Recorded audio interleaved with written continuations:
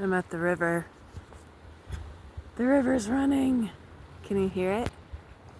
The ducks are swimming. The sun is setting. Lately, the last few days, I feel like every little inch of, I don't know, pleasure, affection, surprise, twitterpation, every little speck has been this like fight. Like I feel like I'm hunting down prey and stalking and planning and trying to align myself with the love that I'm seeking outside of myself. Like I'm doing a lot of self-love, and that's great, wonderful, but sometimes a girl's got to get someone else to scratch that itch. But the last few days, man, I'm tired of feeling like I'm fighting for every little scrap.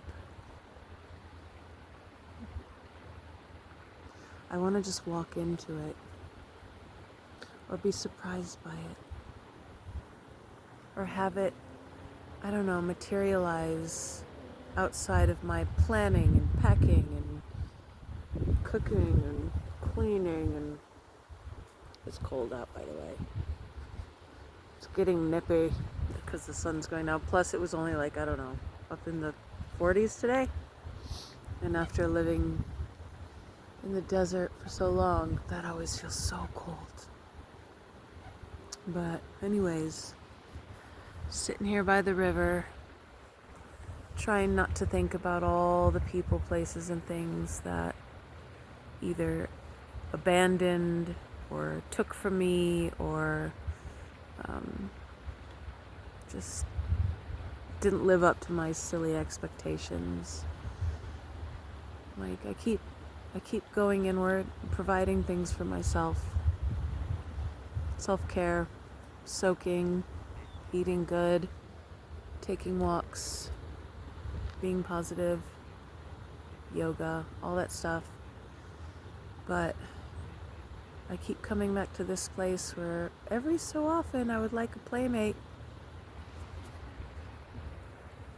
to play